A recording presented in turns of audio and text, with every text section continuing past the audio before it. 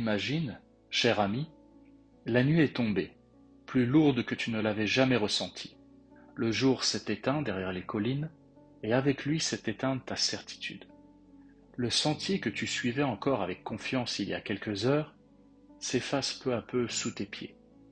Les pierres roulent, les branches fouettent ton visage, et la forêt que tu trouvais accueillante au soleil se dresse maintenant comme une muraille d'ombre. Tes pas sont lourds, chacun d'eux résonne dans ton corps comme une question. Tu avances, mais où? Ton souffle devient court, et tu sens dans ta poitrine cette pointe de doute qui s'élargit, comme une fissure qui grandit dans un mur. La solitude te parle, et ses mots sont glacés. Suis-je vraiment sur la bonne voie? Tu t'arrêtes, le silence est immense, presque oppressant. Mais dans ce silence, quelque chose change. Une odeur, l'odeur du bois brûlé. Tes yeux cherchent et bientôt tu aperçois entre les troncs une lueur tremblante. Ce n'est pas la lune, ce n'est pas une étoile, c'est un feu. Tu t'approches et là, assis sur une pierre, drapé d'un manteau simple, un vieil homme t'attend. Comment savait-il que tu viendrais? Était-il là depuis toujours? Ses yeux brillent d'une clarté étrange. Non pas la dureté du juge, ni la froideur du savant, mais la douceur de celui qui a vu, qui a souffert, qui a compris. Il ne parle pas tout de suite. Il te laisse respirer, reprendre force, t'asseoir. Puis sa voix s'élève, grave, posée mais chaleureuse, comme un feu qui réchauffe sans brûler. Tu n'es pas seul. Aucun être humain n'avance seul. Nous avons tous besoin d'un guide, d'une main qui éclaire, d'une voix qui console. Ce guide, c'est le mentor. Pas un maître qui ordonne, pas un juge qui condamne, mais un marcheur qui a foulé le chemin avant toi et qui, sans t'imposer sa cadence, allume pour toi une lanterne. Les stoïciens le savaient bien. Sénèque écrivait « Nous avons besoin d'un ami fidèle si nous voulons améliorer nos âmes. Mais parfois, cet ami n'est pas ton égal. Il est celui qui t'élève, celui qui t'attire vers une hauteur que tu n'osais pas encore regarder. Alors écoute, cher ami, ce soir, près de ce feu, laisse la nuit devenir ton allié, car c'est souvent dans l'obscurité que l'on aperçoit les étoiles. Ce que je vais t'enseigner, ce ne sont pas des maximes mortes ni des conseils vides. Ce sont 10 vérités éternelles, transmises de maître à élève, d'ami à frère, de vie à vie. 10 phares qui éclaireront ta route, 10 clés qui ouvriront les portes de ton avenir, 10 secrets qui t'accompagneront bien au-delà de cette nuit. Une flamme qui, si tu l'entretiens, deviendra brasier. Alors approche-toi, sens la chaleur du feu, écoute et laisse ces mots descendre en toi comme la pluie féconde sur une terre assoiffée. Je vais maintenant te révéler la première vérité, le premier secret. Le mentor est un miroir de vérité. Cher ami, nous vivons longtemps sous le règne d'un malentendu. Nous croyons que nous nous connaissons parce que nous nous fréquentons, nous habitons notre corps, nous entendons nos pensées, nous ressentons nos émotions. Et nous prenons cela pour la connaissance de soi. Mais ce n'est qu'un voisinage intime, pas une vision claire. Nos désirs polissent certaines zones pour qu'elles brillent. Nos peurs jettent un drap sur ce qui nous embarrasse. Nos habitudes repeignent le réel dans des couleurs familières. Nous regardons, mais à travers des vitres qui déforment. Tu vois, l'âme produit des reflets comme l'eau, et l'eau, quand elle est troublée, renvoie le visage en fragments. C'est pourquoi l'homme se surestime quand il se sent fort. Il confond l'élan du moment avec la qualité durable de son caractère. C'est aussi pourquoi il se sous-estime lorsqu'il se sent faible. Il prend une fatigue passagère pour une vérité définitive. Il se prend pour son humeur, pour son dernier succès, pour sa dernière blessure. il se prend pour son bruit. Un mentor, lui, ne rajoute ni maquillage, ni grossissement. Il apaise l'eau. Il ne t'impose pas une identité, il la révèle. Et cette révélation a un prix. Elle passe par la désillusion. Elle efface la fable confortable du « je suis déjà ceci » et du « je ne serai jamais cela ». Elle met fin au théâtre intérieur où tu joues pour toi-même des rôles approuvés. Elle ouvre les fenêtres et laisse entrer l'air frais, qui parfois pique, mais qui rend vivant. Épictète l'a dit avec une précision chirurgicale. Il est impossible d'apprendre ce qu'on croit déjà savoir. Tant que tu portes ce bouclier de certitude, aucun enseignement ne t'atteint vraiment. Les flèches de la vérité rebondissent. Le mentor commence donc par faire tomber ce bouclier, avec douceur mais sans concession. Il t'invite à dire le plus redoutable des aveux « Je croyais me connaître, je me connais mal ». C'est le premier pas de la liberté. Et puis, il te montre les zones inversées. Là où tu te crois fort, tu es vulnérable parce que ton ego veille et s'offusque. Là où tu te crois faible, tu disposes d'une force dormante parce que tu y es moins attaché, plus flexible, plus prêt à apprendre. Il t'aide à passer de la question « suis-je bon ?» à la question féconde « où suis-je vrai et où suis-je faux ?» Car à partir de la vérité, on peut bâtir. À partir du faux, on empile du vide. Cette lucidité n'humilie pas, elle affranchit. La honte vient du mensonge, pas de la vérité. Le mentor te fait goûter cette paix paradoxale. Accepter sans dramaturgie ce que tu es aujourd'hui pour pouvoir sans retard devenir un autre demain. Voir clair n'est pas se juger, c'est se prendre en main. Laisse-moi te donner un exemple d'un jeune guerrier. Il confondait la vigueur de sa voix avec la puissance de son cœur. Envoyé seul, il rencontra sa peur et découvrit que son vrai courage n'était pas le fracas, mais le silence maîtrisé. Rentré vivant, il reçut du maître non pas des louanges, mais un miroir. Voilà qui tu es. Maintenant, cultive-le. Cher élève, le plus grand présent d'un mentor n'est pas de te donner une image flatteuse ni une critique blessante. C'est de t'offrir une vision juste. Car de la vérité naît la liberté. De la liberté naît la discipline, et de la discipline naît la métamorphose. Passons maintenant à la vérité numéro 2. Le mentor transmet une sagesse vivante, pas des théories. Les concepts sont des outils splendides mais froids. Ils désignent la vertu, ils n'en ont ni la température ni l'odeur. Un traité sur le calme ne tremble pas face à l'injustice. Un chapitre sur la bienveillance ne rencontre pas un regard hostile sur un quai de gare.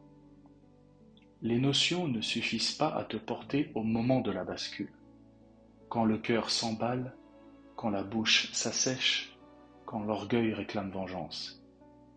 Le mentor est une bibliothèque qui respire. Sa façon de répondre à une provocation, d'assumer une erreur, de remercier un contradicteur, de se taire plutôt que de triompher, tout cela dépose en toi des empreintes pratiques. Apprends auprès de lui des protocoles vivants. Marc Aurèle résume « Sois-le ». Alors le mentor est. Il ne neutralise pas l'émotion, il l'ordonne. Il ne supprime pas l'ego, il le dresse. Il ne chasse pas la peur, il lui assigne une place sur la banquette arrière. Tu découvres que la sagesse n'est pas un vernis moral, mais une hygiène de conduite. Et cette hygiène s'attrape comme un parfum, par proximité.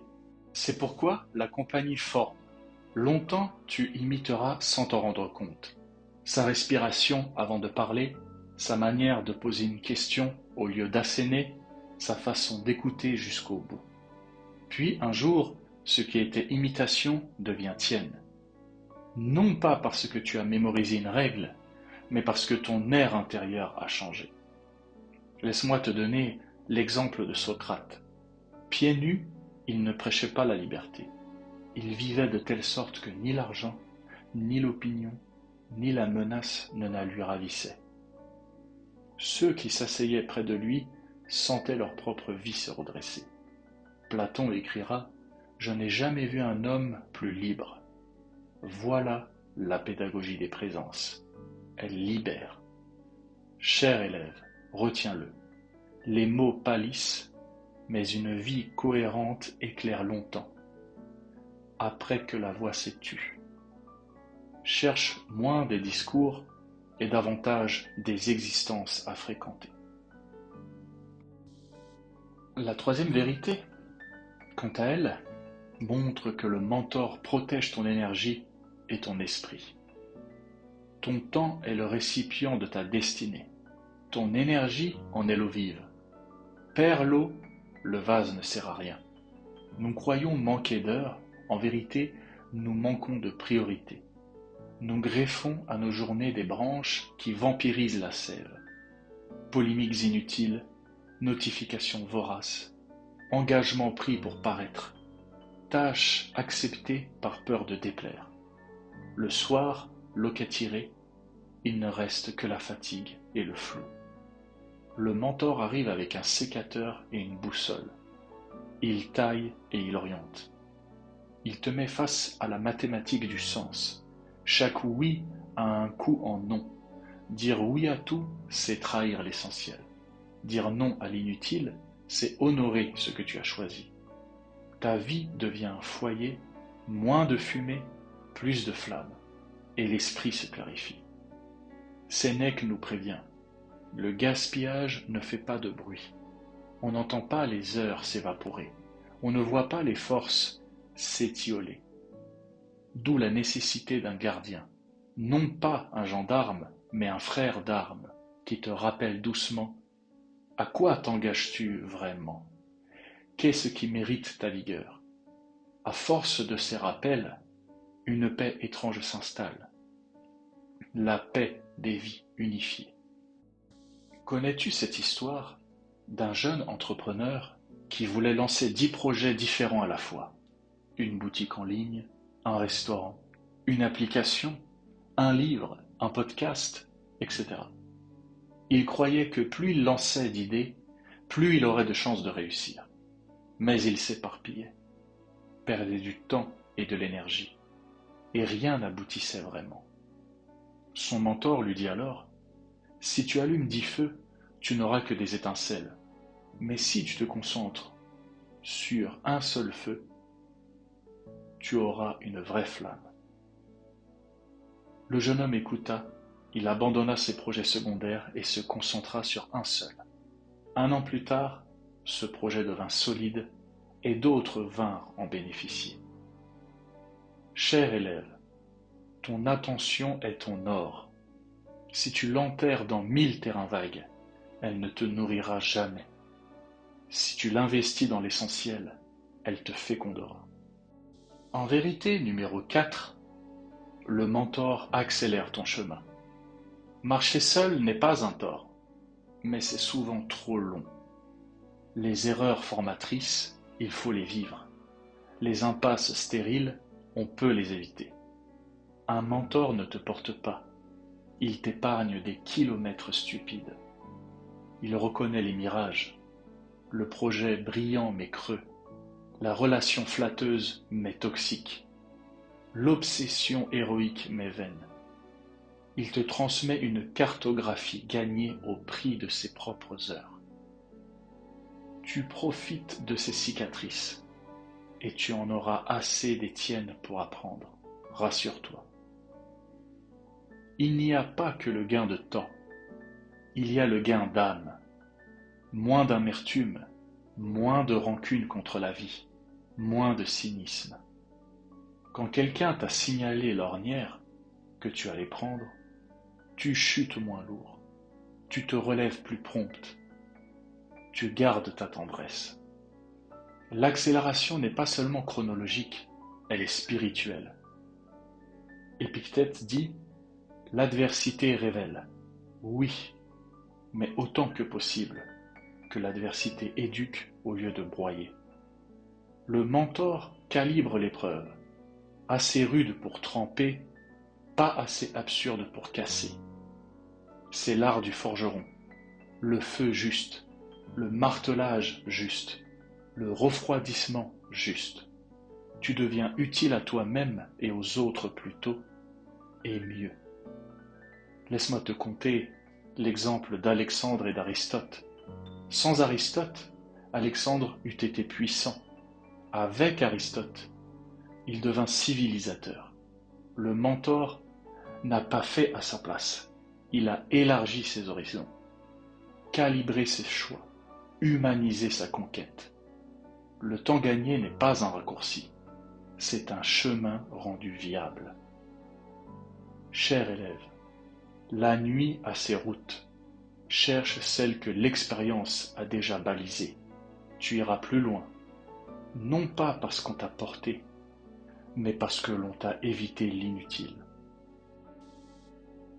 La vérité numéro 5 montre que le mentor t'offre un regard extérieur. Quand la peur surgit, tout l'horizon se rétrécit. Ton attention se fige sur l'obstacle comme l'œil sur une écharde.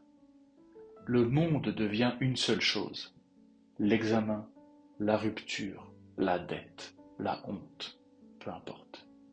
C'est humain et trompeur. La vie ne tient jamais en un cadre, elle déborde toujours.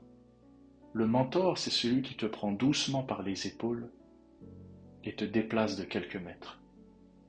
Pas pour nier la difficulté, mais pour la recontextualiser.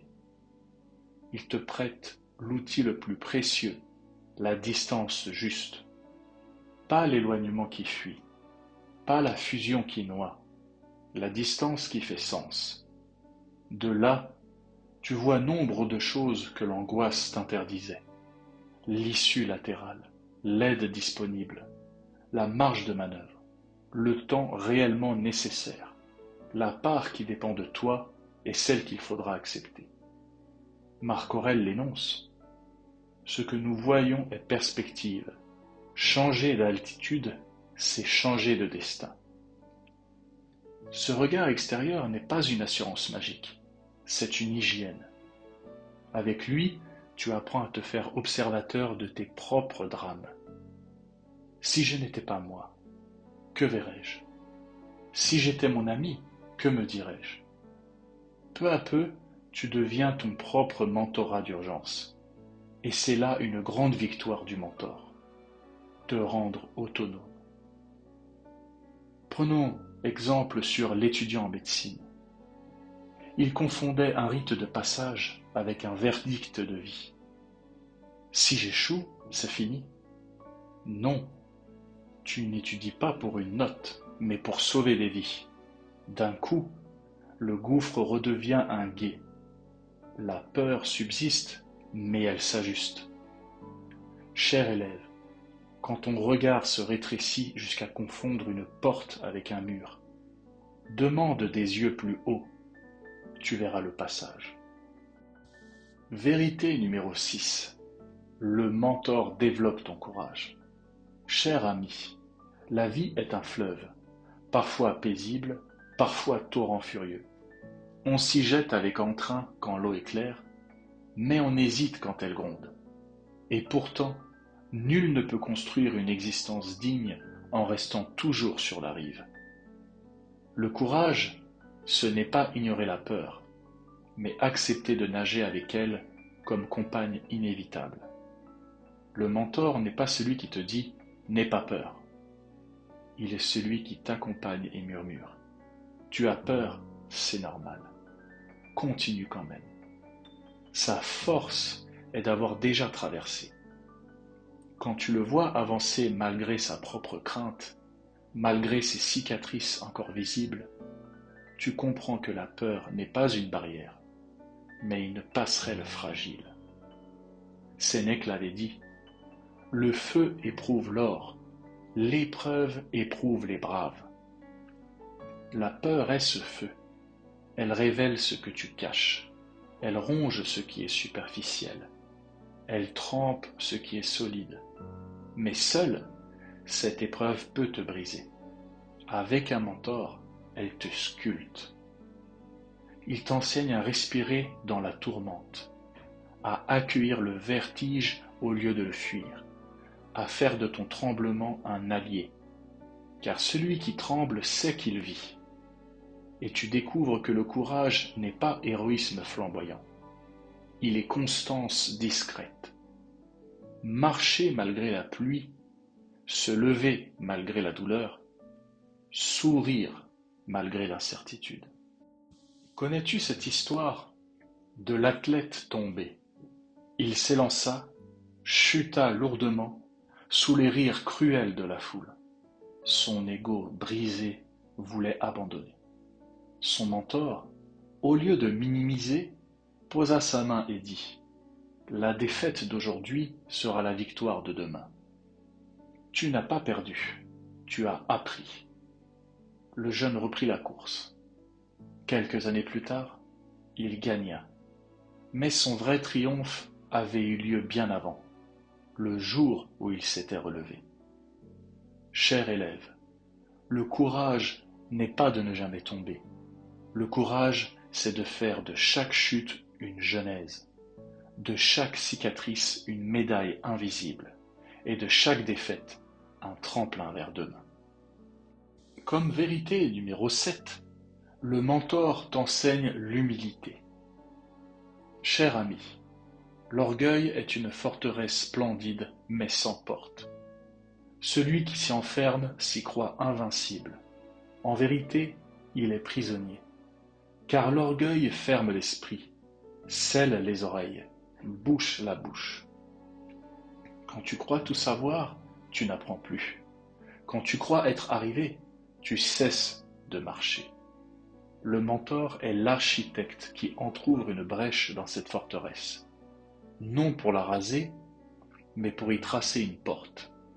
L'humilité n'est pas humiliation, c'est ouverture. Elle te permet de recevoir. Elle n'abaisse pas, elle rend disponible. Épictète disait : « Si tu veux progresser, accepte de passer pour un ignorant dans certaines choses. » Le mentor t'apprend cet art délicat. Dire « je ne sais pas » sans honte, demander « enseigne-moi » sans craindre de perdre ta dignité. Car l'ignorant humble avance plus vite que le savant orgueilleux. L'humilité est un sol fertile. Sur un sol dur et stérile, même les plus belles graines meurent. Sur un sol meuble et ouvert, la moindre semence devient forêt. Le mentor te ramollit le cœur, non pour l'affaiblir, mais pour qu'il accueille la pluie de la connaissance. Prenons l'exemple par exemple de la coupe pleine. L'élève vint gonfler le savoir. Le maître versa de l'eau dans une coupe jusqu'à débordement. Regarde, rien n'entre. Puis il dit : vide ta coupe. Alors seulement le liquide nouveau trouva place. L'élève comprit. Il n'était pas venu chercher des mots, mais un espace. Cher élève, l'humilité n'est pas de te rabaisser. L'humilité est de te grandir assez pour rester éternellement élève, et donc éternellement vivant. En vérité numéro 8, le mentor t'aide à dépasser tes limites. Nos limites, cher ami, sont presque toujours des illusions intérieures. Elles ne sont pas gravées dans la pierre, elles sont tracées au charbon. Une pluie d'efforts, une brise de persévérance, et déjà elles s'effacent. Mais tant qu'on n'ose pas, elles paraissent infranchissables. Le mentor est cette voix patiente qui dit « encore un pas ». Il ne nie pas ton épuisement, il le respecte. Mais il sait que derrière ce pas supplémentaire, il y a une source cachée de force que tu ignores encore. Comme un mineur qui creuse, croyant que la paroi est infinie et qui découvre soudain la veine d'or. Sénèque disait: ce n'est pas parce que c'est difficile que nous n'osons pas, c'est parce que nous n'osons pas que c'est difficile. Le mentor ose pour toi avant toi, et son audace devient contagieuse. Il te pousse à tester, à échouer, à recommencer, non comme une punition, mais comme une danse avec le réel. Alors, tu comprends que l'échec n'est pas la fin, il est une exploration. Chaque tentative ratée n'est pas une chute dans le vide, mais un pas sur l'échelle invisible qui monte vers la réussite. Connais-tu l'histoire de Thomas Edison? 1000 tentatives, 1000 échecs. Le monde se moquait. Lui souriait. Je n'ai pas échoué 1000 fois, j'ai trouvé 1000 façons qui ne fonctionnent pas. Ce n'était pas un entêtement aveugle, mais la certitude née d'une voix, celle de ses guides, qui disaient « Encore une fois ». Cher élève, là où tu cries « C'est fini », sache qu'il existe une voix qui murmure « Ce n'est que le début ». Et cette voix, souvent, est celle de ton mentor. La 9e vérité nous indique que le mentor incarne un modèle vivant. Les discours, même brillants, se dissipent comme la fumée, mais les gestes, les regards, les attitudes silencieuses s'incrustent dans la mémoire comme dans la pierre. Un mentor enseigne par sa manière d'être. Tu observes comment il tend une main sans attendre de retour, comment il garde son calme quand l'orage gronde, comment il se réjouit d'un succès qui n'est pas le sien. Et chaque fois, ton âme note. Voilà ce que signifie être grand. Ce n'est pas dans les amphithéâtres que l'on apprend le plus, mais dans la proximité. À table, dans un silence partagé, en marchant à ses côtés, dans un sourire offert à un inconnu, ce sont ces instants ordinaires qui sculptent en toi une statue intérieure. Prenons l'exemple du chirurgien. Il avait déjà donné une longue opération. Épuisé, il vit une vieille patiente éveillée, anxieuse. Il s'assit, prit sa main, resta. Rien d'autre. Les élèves comprirent ce jour-là plus de médecine, plus d'humanité, plus de dignité que dans 1000 pages de manuel.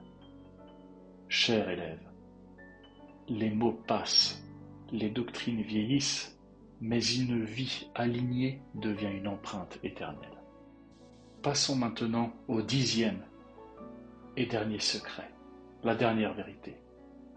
Le mentor te prépare à devenir mentor à ton tour. Voici le secret ultime, cher ami. Le mentor ne t'élève pas pour te garder, il t'élève pour te transmettre la charge, comme une torche qui en allume une autre, comme une rivière qui nourrit une autre, comme une étoile qui enflamme une autre au firmament. Le but n'est pas que tu restes disciple à jamais, mais que tu deviennes un jour la main tendue, la voix rassurante, le regard qui éclaire. Car la sagesse n'est pas une propriété privée, elle est une flamme commune. Marc Aurèle disait « Ce que nous faisons dans cette vie résonne dans l'éternité ». Le mentor vit déjà pour l'éternité, car ce qu'il te transmet survivra à vous deux.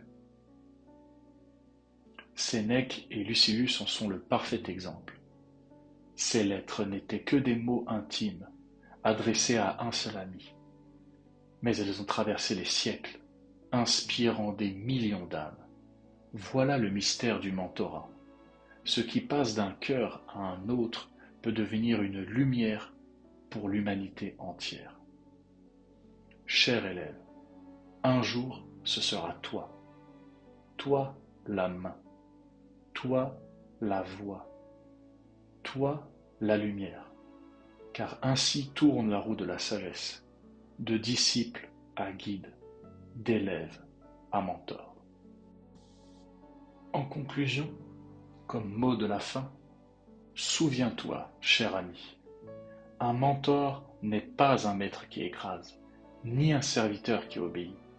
Il est un compagnon de route, le miroir qui révèle, la voix qui rassure, le phare qui éclaire. Et un jour, ce rôle sera le tien, car la sagesse n'est pas un trésor qu'on garde, elle est un feu qu'on transmet. Alors, cherche ton mentor si tu n'en as pas, ou bien retourne vers ton mentor si tu en as déjà un. Écoute-le, apprends de lui, grandis à ses côtés, puis transmets à ton tour.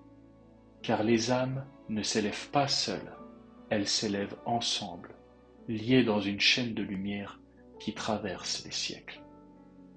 Voilà, cher élève, le secret des mentors.